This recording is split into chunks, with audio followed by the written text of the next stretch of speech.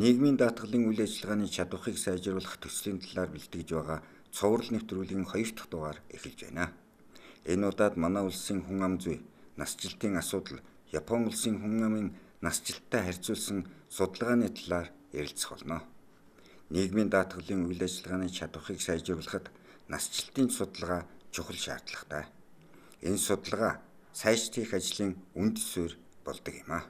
Эхний дугаараар бид шинэ төслийн гол чиглэл зорилготой танилцсан бол энэ удаагийн дугаараар хүн ам зүйн судалгаан дээр үндэслэн уг төсөл хэрхэн яаж үргэлжлэх талаар ярилцъя. Бидэнтэй ярилцахаар студид маань Ямашита-сан хүрэлцэн ирсэн байна. Манай улсад ерөн хэдэн насныхан зөнхөлж байна? Би гол сэдвээр орхон юм бас танаас асуулт асуусан байна.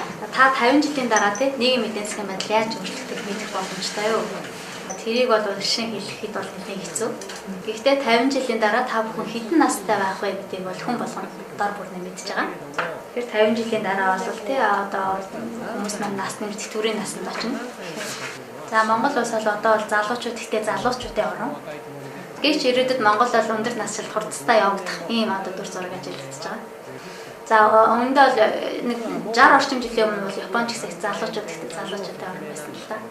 Гэхдээ одоо нийт хүн ам дутмын дээр 4 дутмын нэг нь одоо 65-аас дээш насны буюу тэтгэврийн насны болсон байна. Энэ Монгол улсын хүн амыг одоо графикаар дэлгэсэн дээр одоо харуулж байна. За энэ график дээр үзүүлснээр бол 0-аас 14-наас 15-аас 64-наас за тэгээд 65-аас дээш насныхан гэдэг насны англиар 3 хэсэгт хуваасан байгаа. За ногооноор туршилсан буюу 65-аас дээш насныхны одоо хүн амын тоо бас та бүхэн ажил сайн хараарай. За 1950 оноос хойш өнөөдөр хүртэл ерөнхийдөө тэтгэврийн насныхны хүн амын тоо бол одоо тодорхой тогтмол ингээд бага түвшинд явсаар ирсэн.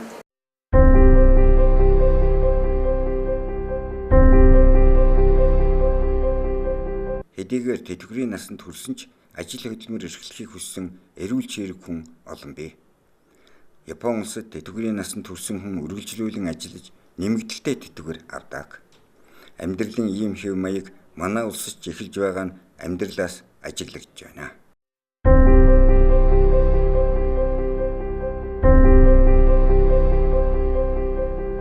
За дараагийнх нь болохоор Монгол улсын хүн амын төсөөлөл буюу цаашид одоо 65-аас дээш насныхаа маань хэр нэмэгдэх вэ гэдгийг энэ графикт харуулсан байна. За тэр ногооноор туршсан хэсэг бол одоо цаг хугацаа өнгөрсөн одоо хувь хэмжээ нэмэгдээд явж байгааг харж байгаа байна. Тэр энэ хүн ам зүй дээр хэлэх юм бол би түрүүн танаас 50 жилийн дараа хит хүрэх вэ гэж асуусан гэдэг маань одоо цаашид насжилт хэр явагдах вэ гэдэг зүйлийг бол тодорхойлж хэлэхэд амархан байдаг л. За дараагийн слайдаараа нийт хүн амд эзлэх өндөр настай хүмүүсийн маань хувь хэмжээ хэр байгааг энэ графикт харуулсан байна. 1950 оноос хойш өнөөдөр хүртэл ерөнхийдөө өндөр насжилтын хувь бол 5% дотроо бариад явж ирсэн тогтмол байдалтай байсан. Гэвч нэгдсэн үндэсний байгууллагын судалгаанаас харахад бол цаашид нь өндөр насжилтын хувь маань нэмэгдэх ийм одоо дүр зураг харагдаж байна. Өнөөдрийн байдлаар 20 хүн тутмын нэг нь 65-аас дээш насны хүн байгаа бол цаашид 50 жилийн дараа гэхэд бол энэ тоо 5 хүн тутмын нэг болж ингэж өөрчлөгдөх юм байна. Өөрөөр хэлбэл одоо бол 19 хүнд нэг тэтгэврийн насны хүн навдж байгаа бол 50 жилийн дараа 4 хүн нэг тэтгэврийн насны хүн навдж байна гэж. За Монгол улсын насжилтын хувь хэмжээг харуулсан графикийг ингээд харахад бол одоо дээхэн үеийн Японы өндөр насжилтын хувийг харуулсан графикт бол ерөнхийдөө адилхан одоо байгаа. За Япон бол нэг 1960-аад он хүртэл ерөнхийдөө насжилтын хувь бол нэг 4-5% та ингээд тогтмол явсаар ирсэн л дээ. Гэвч 1960 оноос хойш энэ хэмжээ нэлээд өссөн. За одоо бол Японд нийт хүн амын 27% тэтгэврийн насныхан болж нэмэгдсэн байна. Тэр ойролцоогоор 4 хүндтмын нэгэнд тэтгэврийн насны хүн болсон байна гэж ойлгож байна. Яг ийм дүр зураг одоо ирээдүйд 50, 60, 70 жилийн дараа цаашид Монгол улсад ч гэсэн одоо ажиглагдах юм, Монгол ч гэсэн өндөр насжилт хурдтай явагдах юм аа гэдгийг бас үзэгч та бүхэн ойлгох хэрэгтэй болов гэж бодож байна. Нийгмийн даатгал гэж юу вэ?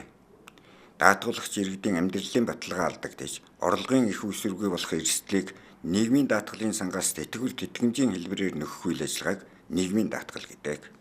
Нийгмийн даатгал нь иргэн болон төр аж ахуйн нэгж байгууллагаас зохих журмын дагуу шимтгэлдүүлж нийгмийн даатгалын сан бүрдүүлэх, даатгуулагч өндөр наслах, хөдөлмөрийн чадвар алдах, өвчлөх, ажилгүй болох үед тухайн хүнд мөн түнчлэн даатгуулагч нь асуурвал түүний асрамжинд байсан хүмүүст тэтгэвэр тэтгэмж төлбөр өгөх нийгмийн эдийн засгийн арга хэмжээ юм а.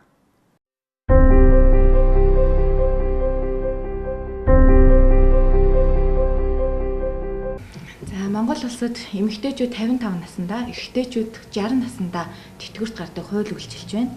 Тэгээд тэтгэврийн насыг 5 насаар уртсгах хуулийн төсөл яригдж байгаа. Энэ талаар таны бодол юу вэ? За энэ насны хүмүүс бол одоо өмнөх үетэйгээ харьцуулахад илүү урт наслж байгаа. Тэгэхээр цаашаа ч гэсэн эдгээр хүмүүс бас илүү ингээд нас нь уртцаад явах болов гэж бодож байна. Тэгэхээр энэ тэтгэврийн насыг 5 насаар уртсгана гэхээр би бол одоо ерөнхийдөө санал нэгтэй байна. Тэгэхдээ ингэж тэтгэврийн насыг нэмэхдээ одоо хэд хэдэн зүйл дээр анхаарах хэрэгтэй байгаа. За жишээ нь одоо яг 59 нас хүрсэн байгаа нэг эрэгтэй хүн байлаа гэж байна тийм. Тэгэхээр тэр хүн бол өнөөдөр 59-тай байгаа учраас эрэгчл 60 хүрээд тэтгэвэр авах хэрэгтэй байсан. Одоо боловч нөгөө тэтгэврийн нас маань 5 насаар хойшлцохоор тэр хүн одоо 5 жил тэтгэвэр авч чадахгүй юм гэсэн байдал. Тэр хүн бол би одоо эрэгчл тэтгэвртэй гарах юм чинь ингээд тэрэндээ бэлдээ тий. Одоо санаа амраад одоо өөртөө хормтлол үүсэхгүй гэж ингээд тайвшраад ингээд явж исэн байтал гинт нөгөө тэтгэврийн нас маань хойшлоод ирэхээр тухайн хүнд маш их хүндрэлтэй. Тухайн одоо амьдрал ч гэсэн одоо шууд муугаар нөлөөлсөн юм та.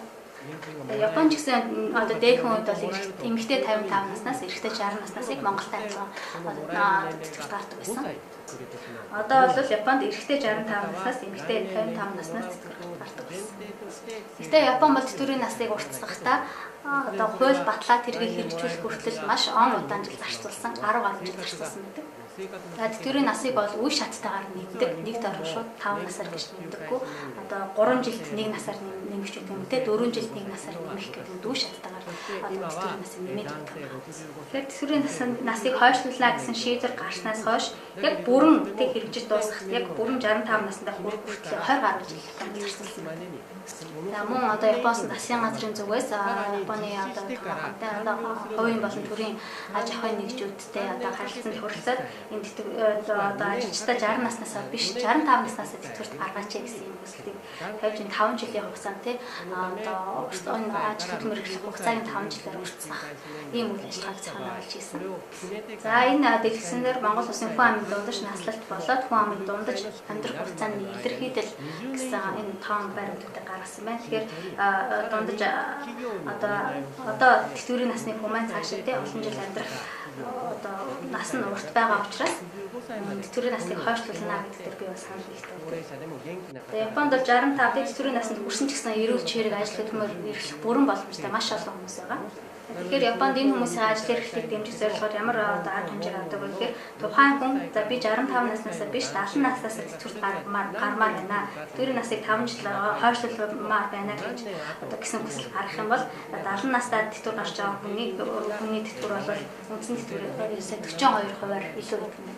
Тэтгэврийн насыг уртсгахаар би санал нийлж байгаа боловч хамгийн гол нь тэрийг бол огцом шууд нэг дор нэмэхгүйгээр үе шаттайгаар удаан хугацаар зарцуулж энэ үйл ажиллагааг хэрэгжүүлэх ёстой. Нэгдүгээр, хоёрдугаар аж ахуйн нэгжүүдтэй харилцан тохиролцож хөдлөн одоо 55 хүрсэн 60 хүрсэн хүмүүсийг өшөө удаан тий ажиллах орчин нөхцөлөөр хангах ийм боломжоор одоо хангах шаардлагатай гэж үзэж байна. Хүн ам зүйн судалгаанд дундаж наслалт, дундаж амьдрах хугацаа гэсэн ойлголт бий. Дундаж наслалт гэдэг нь тухайн онд чинээр мэндэлсэн хүүхэд дунджаар хэд наслахыг илэрхийлдэг. Нэгдсэн үндэсний байгууллагын хүн ам зүйн судалгаагаар 2015 оны байдлаар Монголын эрэгтэйчүүдийн дундаж наслалт 67 жил байсан нь мөн онд төрсэн эрэгтэй хүүхэд дунджаар 67 наслахыг хэлж буй хэрэг юм а. Харин 2015 онд 60-аас 64 настай эрэгтэйчүүдийн дундаж амьдрах хугацаа 17 жил буюу энэ насныхан ойролцоогоор 80 нас наслана гэсэн судалгаа гарчээ.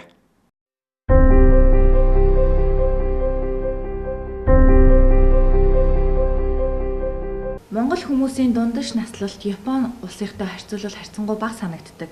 Манай улсын тэтгэврийн насныхан ажиллаж байгаа хугацаанд төлсөн нийгмийн даатгал нь өөр өгөөж нь хангалтгүй мэт санагдаж байна л да. Энэ талаар таны бодол юу вэ? Тийм зүйл бол ерөөсөө байхгүй те. За би бас тэрэн дээр тайлбар өгье. За Монгол улсын дундаж наслалтын хувьд эрэгтэй 66, эмэгтэй 76. За энэ болохоор энэ тоо одоо Японыхтай харьцуулахад бага л да. Гэхдээ энэ бол өндөр настайчуудтай ерөөсөө холбоогүй байна. За энэ дундаж наслалт те эрэгтэй 66, эмэгтэй 76 гэдэг энэ юун дээр үндэслэж ингэж дундаж наслалтыг гаргадаг вэ гэдэг дээр би тайлбар өгье. За дундаж наслалт эрэгтэйчүүдийн дундаж наслалт гэдэг маань жишээ нь одоо тухайн жил 0 настай те төрсэн нэраа хүүхэд цаашид хэдэн жил амьдрах вэ гэсэн хугацаа за тэгээд тухайн жилийн нэг настай хүүхд цааш хэдэн жил амьдрах уу гэх мэтчлээ явсараа бүх насны хүмүүс цааш хэдэн жил амьдрах вэ гэсэн энэ хугацааг дундажлсан тоо гэдэг. Тэгэхээр тухайн дөнгөж төрсөн нэраа те нэг нас хүртлээ эсвэл 5 нас хүртлээ гэдэг ингээд нэран болон нялхсан эндэгдэл өндөр байгаа тохиолдолд энэ дундаж наслалт болдог.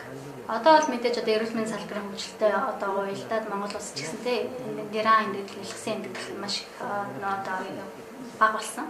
Тэгэхээр одоо 60 нас хүрсэн байгаа, тэтгэврийн насн дээр хүрсэн байгаа эрэгтэй хүн цаашид хэдэн жил амьдрах вэ гэдэг энэ хугацаа бол дундаж наслалтаас өөр гэдэг. Дундаж наслалт түрүү хэлсэнчлэн 0-аас эхлээд 0-аас дөнгөж төрсэн яриагаас ахвал бүх насны хүмүүсийн насыг дундажтай тооловч энэ одоо байгаа 60 он цаашид хэдэн жил амьдрах вэ гэдэг маань тэрнээс хойш насныхны одоо дундажтай амьдрсан хугацаагийн тооцны үндсэн дээр энэ тоо гаргадаг. Тэгээд тооцоололтыг бид нар тооцоод үзэхэд бол энэ 60 настай одоо 60 настай хүн цаашид бол дунджаар 17 жил амьдрна гэсэн тоо гарсан байна.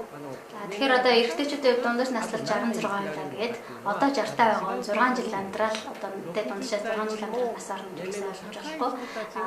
Цаашид бол 17 жил амьдрах юм байна гэж бодож байна. За эмэгтэйчүүдийн хувьд хэлэхэд одоо тэтгэврт гарах насны 55 настай эмэгтэй хүн бол цаашид дунджаар 25 жил амьдрна гэсэн тоо гарсан байна. Тэгэхээр тэтгэврийн насны хүмүүс маань цаашид хэдэн жил амьдрах вэ гэдэг хугацаагаар ингээд аваад үзэхэд Японыг бодвол Монгол бол илүү урт байгаа.